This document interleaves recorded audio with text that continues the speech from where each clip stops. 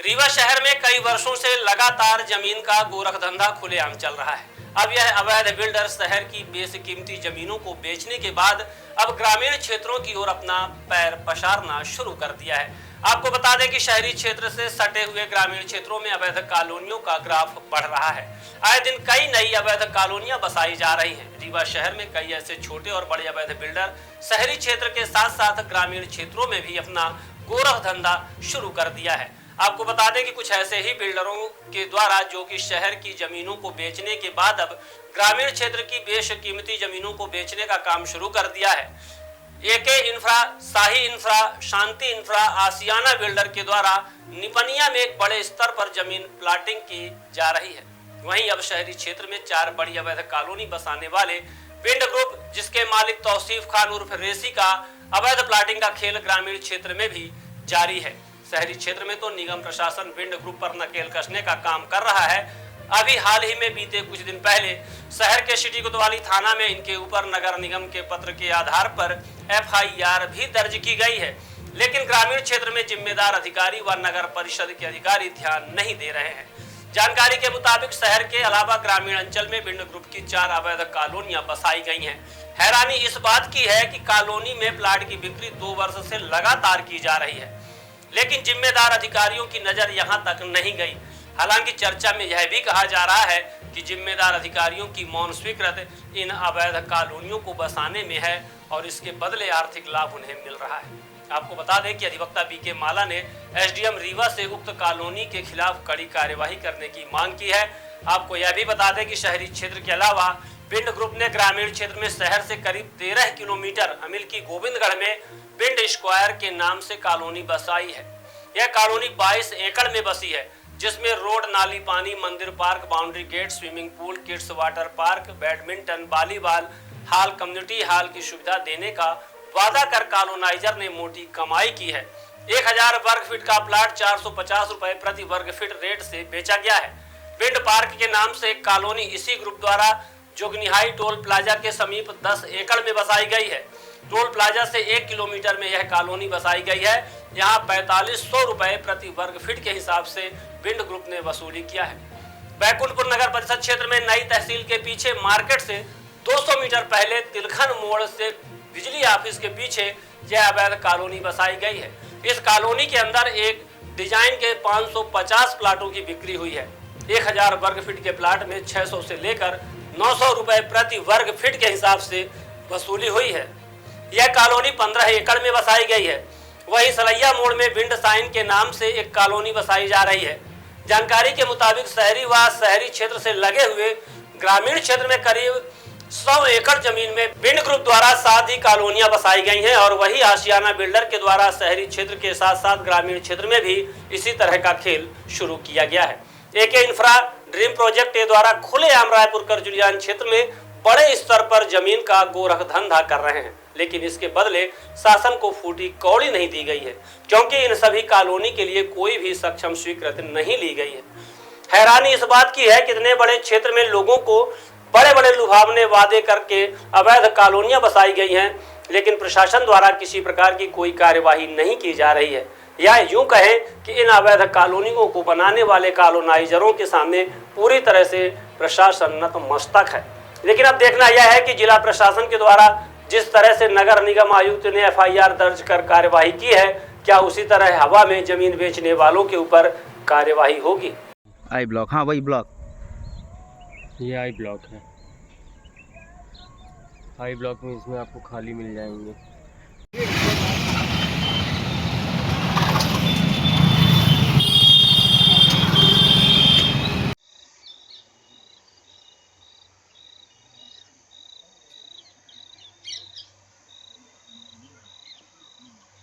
पूरी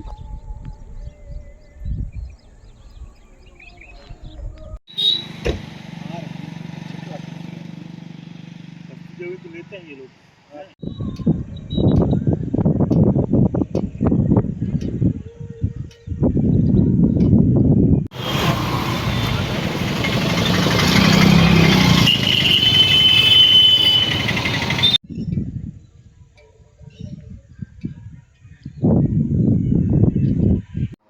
ठीक है ना, उसमें क्या क्या है? लेकिन ऑलरेडी अरे भाई हम काहे परेशान हो गए।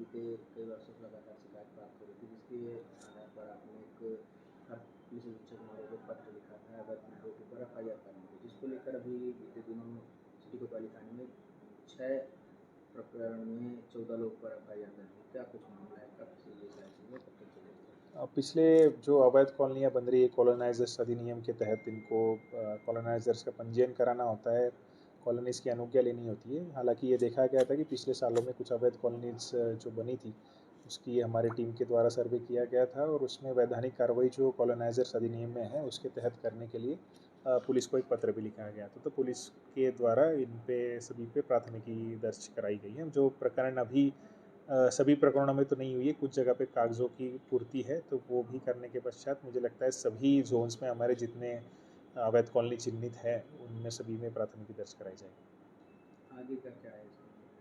इसके बाद भी अगर डेवलप अगर होती है तो वैधानिक कार्रवाई और सख्त से सख्त प्रावधान मुझे लगता है उसमें है और बहुत सारे सालों की सज़ा भी है, जेल के प्रावधान है, फ़ाइन के प्रावधान है। तो वो ऐसी कार्रवाई जो है वो इंश्योर की जाएगी अगर कोई डिफ़ॉल्टर होता है तो। इसके लिए लोगों का नुकसान ना हो, इसके लिए हम और एक इनिशिएट कर रहे हैं कि ऐसे अवैध कॉलोनाइज़र की एक सूची बना के हम कलेक्ट्रेट में, रजिस्ट्री ऑफिस में, नगर निगम में चस्पा कर देंगे, ताकि जो आम लोग होते हैं जिनको पता नहीं रहता है कई बार और गलती से वो खरीद लेते हैं तो उनकी भी धोखाधड़ी में वो ना फंसे, इसलिए ये भी हम फ्लेक्स करके सबको सूचित भी कर देंगे। शहर के अंदर कुछ ऐसे छोटे छोटे बिल्डर्स जो काम कर रहे हैं उनके ऊपर तो कार्रवाई हो रही है, कई लोग पर FIR की जाती है, लेकिन एक जो बड़ी बात तो बड़ा बैनर खड़ा करके ऑफिस डाल के बड़ा काम कर रहे, बड़े स्तर पे काम कर रहे हैं, क्या उनके ऊपर भी कार्रवाई की? कार्रवाई का बड़े और छोटे से कोई उसका ये नहीं है। जो नियम है उसके अधीन अगर कोई काम करता है तो वो वैध कॉलोनाइज़र होगा, नहीं है तो वो अवैध कॉलोनाइज़र होगा। तो वो नियम पर्याप्त रूप से स्पष्ट है। ऑफिस रहना या ना रहना उसमें इसका कोई सारोकार नहीं है। लापरवाही मानते हैं, क्या प्रशासन निगरानी नहीं कर रहा, क्या ध्यान नहीं दे रहा है? देखिए, ध्यान दे रहा है तो क्या कर रहा है? देखिए हर हलकों में पटवारी नियुक्त हैं, उनके हलकों में शासन के रेगुलेशन है। तो यदि गलत तरीके से कोई ज़मीन का रोड बेच रहे हैं, जैसे मान ली प्लाटिंग की, प्लाटिंग काट दिए तो रोड भी बेच लेते हैं, तो पटवारी जी कहाँ जाते हैं? पटवारी जी क्यों नहीं देखते? क्यों नामांकन तहसीलदार करते? क्यों पटवारी प्रतिवेदन देते हैं? तो आज दिनांक तक लगभग 20 साल से हम आकलन लिए लेते, 20 साल से आप देखिए कि रोड जो प्लाटिंग हुई है वो रोड रिकॉर्ड में दर्ज नहीं। उनके सबसे अधिक मुकदमे न्यायालय में चल रहे हैं। क्यों चल रहे हैं? पटवारी प्रतिवेदन देते हैं, नामांकन होता है, वही पटवारी इस्तलावी करते हैं। तो ये बड़ा विषय है, इसके लिए सभी अधिकारी सब जानते हैं और समझते हैं, पर उसके बावजूद लगातार 10-10 फीट की रोडें बची हैं। आज आप देखिए कि अतिक्रमण हो रहे हैं। क्यों हो रहे हैं? अतिक्रमण इसलिए हो कि रोड रिकॉर्ड में दर्ज नहीं है। लोग भूमाफियों ने रोडों को भी बेच लिया है, रोड डाइवर्ट कर दिया है, मनचाहे तरीके से विक्रय कर रहे हैं, कोई प्लान ही नहीं। एक ज़मीन 2 एकड़ है, 2 एकड़ में 30 डिसमिल ज़मीन रोड में चली जाती है, तो 30 डिसमिल ज़मीन को भी विक्रय कर लेते हैं। कैसे विक्रय करते हैं? पटवारी प्रतिवेदन जब दे रहे हैं, इस्तलावी वही कर रहे हैं, तो कैसे विक्रय हो रही? बड़ा विषय। तो ग्रामीण क्षेत्रों में एक बड़े प्लान के साथ लोग ज़मीन बेच रहे हैं और आप देख रहे हैं कि वो TNCP के रेगुलेशन को पालन करें, ज़मीन बेचें और रेगुलेशन को पालन करें।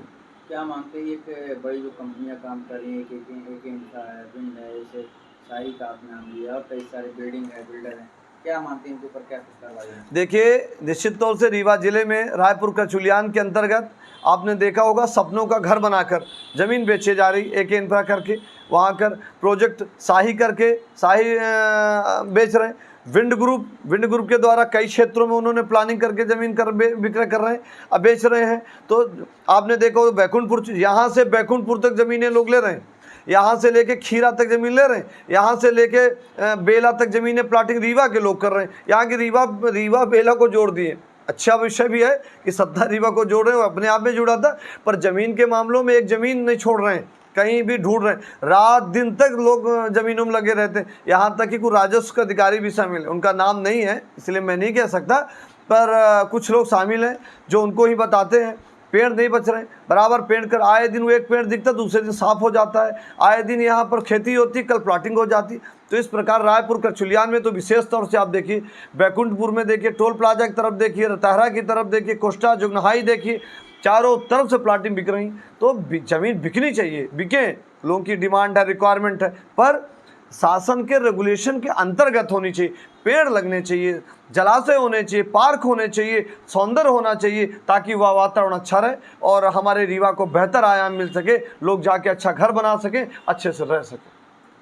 के द्वारा लगातार शहर में बेच की ज़मीनों को खेल चल रहा था। अब शहर की ज़मीनों को बेचकर पौने पौने दाम में अब ग्रामीण की ओर जाकर यह गोरखधंधा देखते हैं, क्या मानते हैं?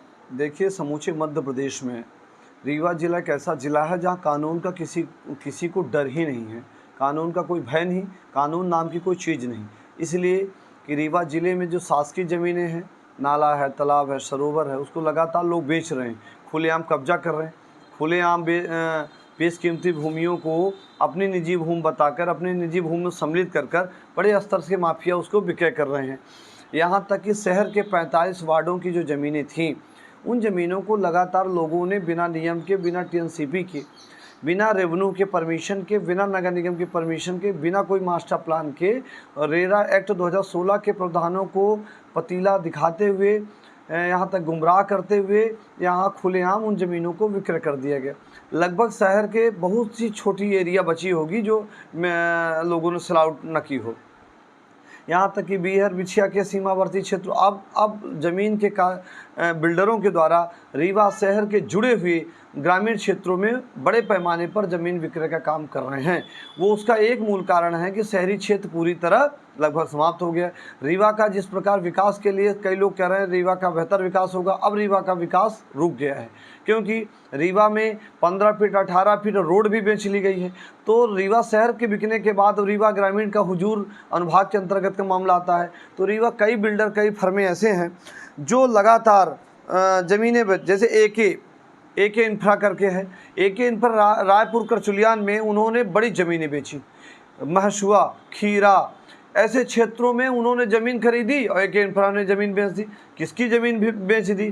सपनों का घर किसका बेच दिया आपने? और कहाँ आपने प्लाट डाला, कहाँ आपने पार्क बनाया, कहाँ आपने क्या किया? तो खुलेआम ज़मीनों को सेल आउट करने का प्लान चल रहा है। इसी प्रकार करहिया के क्षेत्र को देख लीजिए, चौराहटा को देख लीजिए, रतहरी क्षेत्र को देख लीजिए, इसी प्रकार पूरे क्षेत्रों के देखिए। तो आशियाना एक ग्रुप है, आशियाना ग्रुप खुलेआम ज़मीनों को बेच रहे हैं बिना रेगुलेशन के, बिना TNCP के। रेरा सभी जगह लागू है, TNCP सभी जगह लागू हैं, डाइवर्सन सभी जगह लागू हैं। शाही आशियाना बिल्डर, शाही विंड ग्रुप, शांति इंफ्रा, AK इंफ्रा, इस प्रकार बड़े स्तर में लोग ज़मीनों को बेच रहे हैं और बड़े पैमाने पर ग्रामीण क्षेत्र को अपने कारोबार में ले रहे हैं। तो ये बिल्डर आशियाना ग्रुप है जो बिल्डर के द्वारा निपनिया के क्षेत्र को भी विक्रय किया गया। उस क्षेत्रों में बिना TNCP रेरा का उपयोग किया गया, रेरा है ही नहीं। तालाबों को उन्होंने नस्तानाबूद कर दिया, तालाबों की ज़मीन को उन्होंने निपनिया के तालाब को देखे, बनिया तालाब को देखिए, उन तालाबों को बराबर करके वहाँ के सैकड़ों लगे हुए पेड़ को उन्होंने नष्ट कर दिया। तो आखिर किसके आदेश से ये सब हो रहे हैं, किसके अनुमति से हो रहे हैं? अब ग्रामीण क्षेत्र के आप देखिए, कोस्टा है, जुगनहाई है, रतहरा है, टोल प्लाजा है, इसी प्रकार अमिलिया है, गोविंदगढ़ है, विंड ग्रुप के द्वारा अमिलिया, गोविंदगढ़, अमिल्की है, विंड पार्क है, जुगनहाई टोल प्लाजा है, बैकुंठपुर है, सलैया मोड़ है और विंड साइन है। इस प्रकार के ग्रुप बना के और इन क्षेत्रों की ज़मीन को उन्होंने विक्रय किया है। शाही करके हैं, शाही के द्वारा आशियाना बिल्डर है, शाही के द्वारा बहुत सारी ज़मीनें बेची जा रही, बिल्डर आशियाना ग्रुप के द्वारा ज़मीनें बेची जा रही हैं, शांति इंफ्रा के, खुसलानी ब्रदर्स के द्वारा ज़मीनें बेची जा रही, बिना TNCP रेरा के। मैं सबसे कहता हूँ, आप ज़मीन बेचिए, प्रशासन के रेगुलेशन के अंतर्गत बेचिए, मास्टर प्लान बनाइए। रीवा को बेहतर बनाना है। रीवा में इन्वायरमेंटल की स्थिति देखिए, जो रीवा पेड़ों के लिए जाना जाता था, पर्यावरण के लिए अच्छा जाना जाता था। आज पर्यावरण में दूसरे तीसरे नंबर पर रीवा खड़ा हुआ है। पर्यावरण के क्षेत्र में, प्रदूषण के क्षेत्र में रीवा का तीसरा स्थान आ रहा। पोल्यूशन बड़े पैमाने पर बढ़ रहा है, आपने देखा होगा इधर बरगुइया बेल्ट की तरफ। तो सबसे अनुरोध है कि तालाबों को मत बेचिए, नालों को मध्य प्रशासन के मत बेचिए। और इसी प्रकार ग्रामीण क्षेत्रों में रीवा जब बढ़ेगा तो यदि टीएनसीपी रहेगी तो 35-40 फीट की रोड रहेगी, 60 फीट की रोड रहेगी, दोनों तरफ से पेड़ लगे रहेंगे। रीवा कितना बेहतर होगा। आप काम करिए, पर बेहतर शासन के रेगुलेशन के अंतर्गत करिए। आपसे कोई मना नहीं कर रहा, काम मत करिए, पर रीवा यदि 60 किलोमीटर के 50 किलोमीटर के रेंज में रीवा रहेगा तो बेहतर रीवा रहेगा। जिस प्रकार आप कहीं से निकलिए, बोदा से निकलिए, रतहरा से निकलिए, चौराटा से निकलिए, एक ग्रुप में एक नज़र में रीवा दिखना चाहिए। 30-40 किलोमीटर के रेंज में आपको, पर आप जब 10 आप रोड में चलेंगे, आप 15 फीट की रोड बनाएंगे और छोटे छोटे टुकड़ों में प्लाट काट के बेच देंगे, पेड़ एक नहीं बचेंगे, सरोवर नहीं बचेंगे, नाले नहीं बचेंगे, नदियां नहीं बचेंगी, तो कैसे जीवन संभव हो पाएगा। हमारा आपके माध्यम से सबसे अनुरोध है, निवेदन है कि रीवा को बेहतर बनाना तो रीवा के समस्त जनप्रतिनिधियों से अनुरोध है, सत्ता पक्ष के हों, विपक्ष के हों, सभी लोग पेड़ों को बचाएं, जलाशय को बचाएं, नदी नाले को बचाएं। रीवा के भूमाफिया किसी को नहीं छोड़ेंगे, कहीं भी विक्रय कर देंगे। जैसे ये खेल चल रहा है, जिस